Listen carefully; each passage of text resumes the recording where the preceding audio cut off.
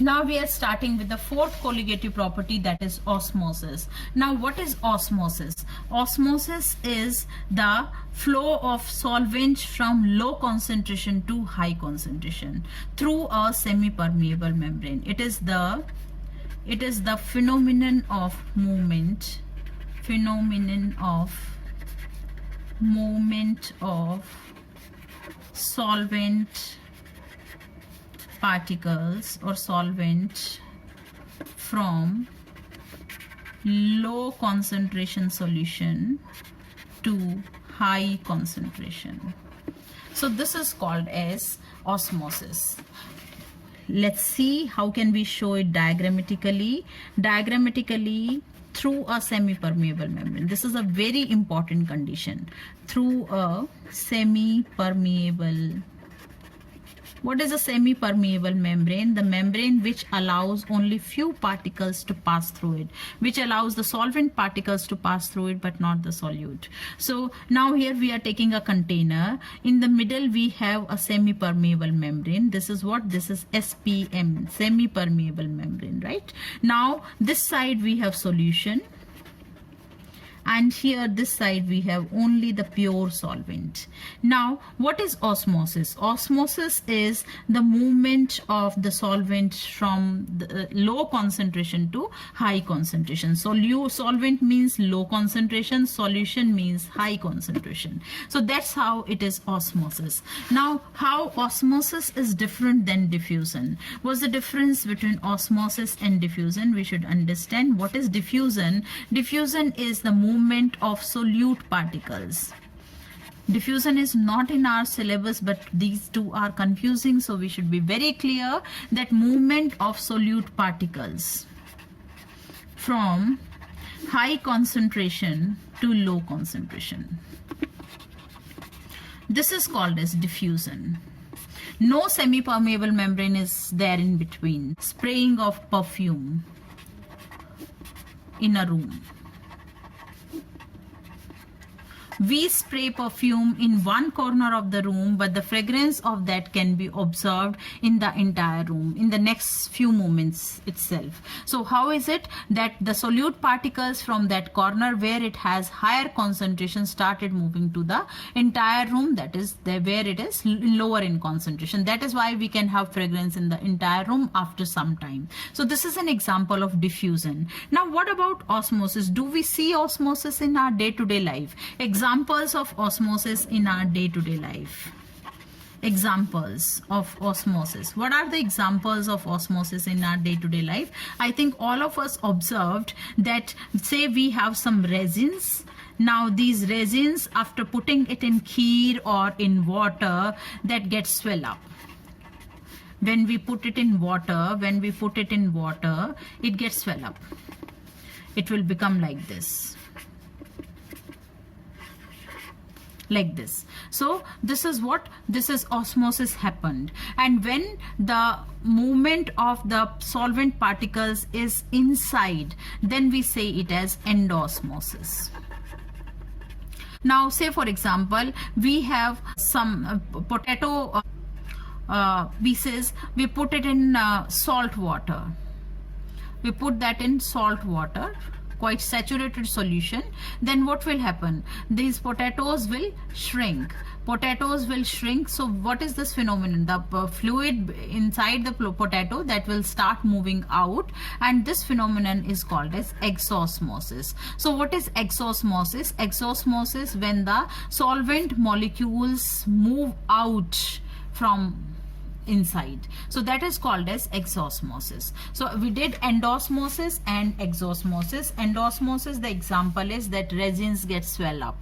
Now what is exosmosis? Exosmosis means the potato piece or some other cell that gets shrink is the example of exosmosis, right? So this is all about the osmosis, the example of osmosis in our day-to-day life. Apart from this, we can have many other applications of osmosis, like a florist that he sprays water on flowers. Why is it so? Because the water droplets on the flowers are moving into the petals, that will move into the petals, and that's how petals will be flattened, will not shrink or will not appear like the old flowers. So just to keep the flowers fresh for a longer time, the florist or the vegetable seller that keeps on spraying water on the flowers or the vegetables. Vegetables also take the water inside, means endosmosis will happen, and that's how vegetable also will not limp,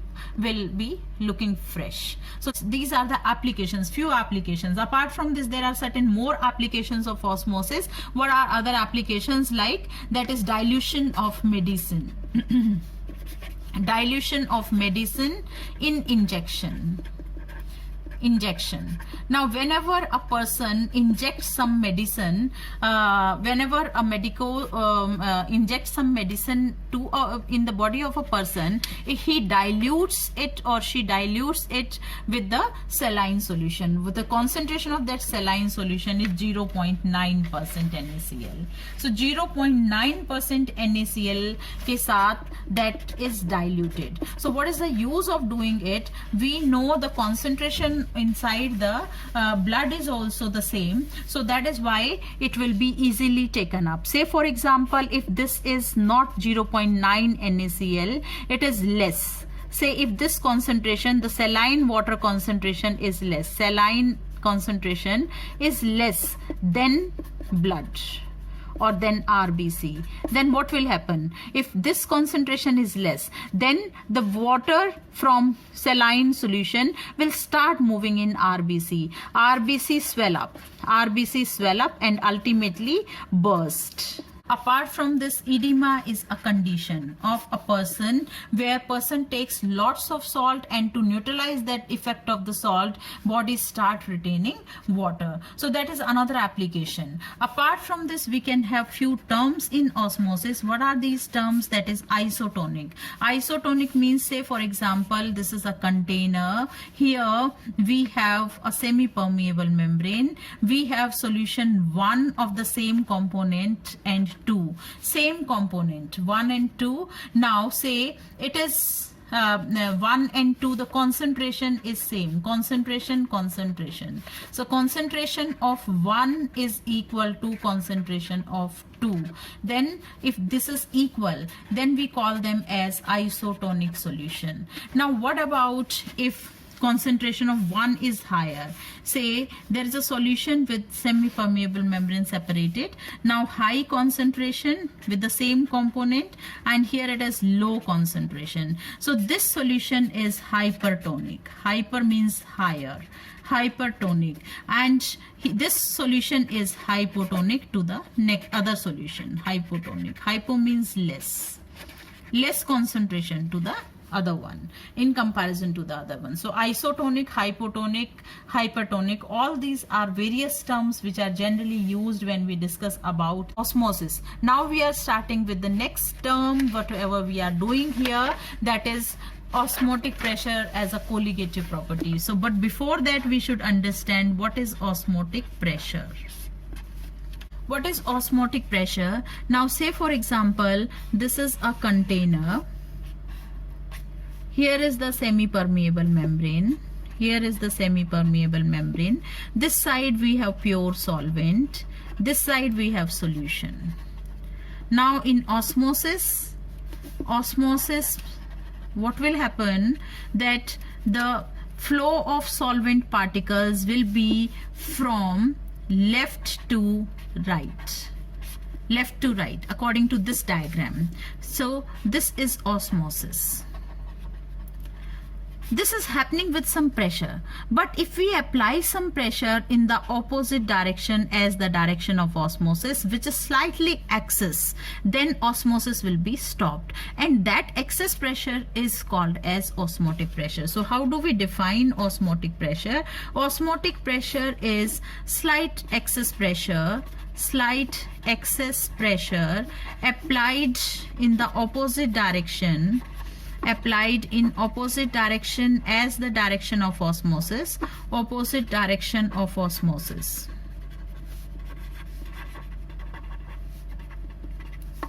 To stop it. is called as osmotic pressure. Now, how osmotic pressure is a colligative property? Osmotic pressure is a colligative property. How is it? Osmotic pressure, that is pi, is equal to N upon VRT, derived from the ideal gas equation, that is PV is equal to nRT. Here P is the pressure. We are replacing this P with the osmotic pressure, that is pi. So what is pi? Pi is the osmotic pressure.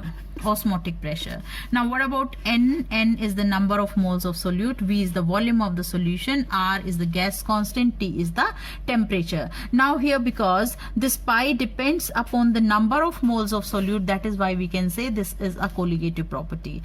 That we can replace this relation like this also. Pi is equal to N is the number of moles of solute, number of moles of solute.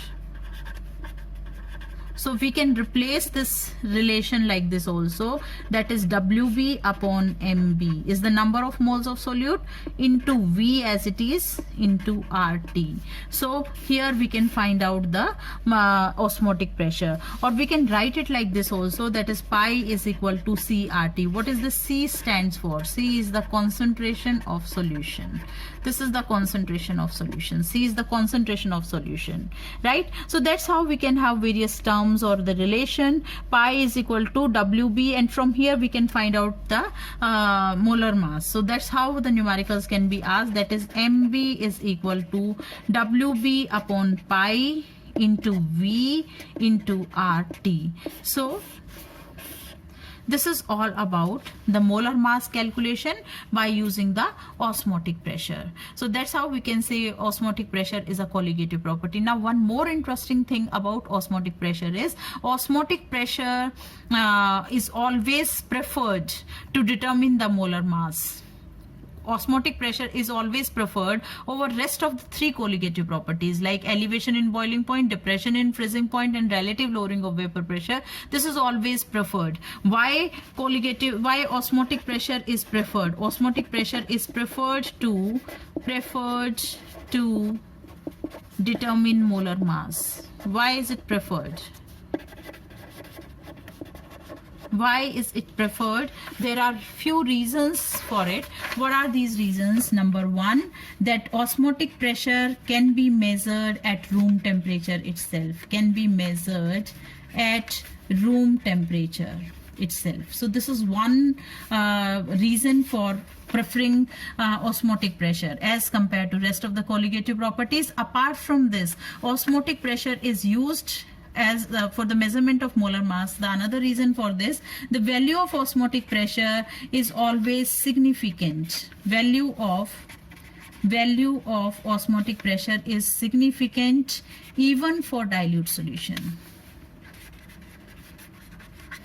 While for the rest of the colligative property, the value is too low that we cannot measure it accurately, or there will be lots of error. So value of osmotic pressure is significant even for dilute solutions. So these are the reasons for the preference of osmotic pressure. Preference of osmotic pressure for determination of molar mass. Why do we use it? Molar mass. So this is all about the osmotic pressure. Now one more term related with it, or the day-to-day application of it, that is RO. What is RO? RO is reverse osmosis. What is this reverse osmosis? Reverse osmosis is the reversing the direction of osmosis. Say for example, and this is used in our day-to-day life, the water we drink. Say for example, we have hard water, and this hard water we cannot drink, so we have to remove the ions present in it. So we are taking hard water here, and here is the pure solvent pure, right? So normally in the normal case, the flow of pure solvent should be, or pure water should be towards the other side through a semi-permeable membrane. But what happens? We apply high pressure. Here is the high pressure applied. This is the high pressure applied. High pressure applied, so that the direction is reversed of the osmosis, that solvent from this side, solvent will start moving out. Solvent move out move on the other side, leaving behind the ions.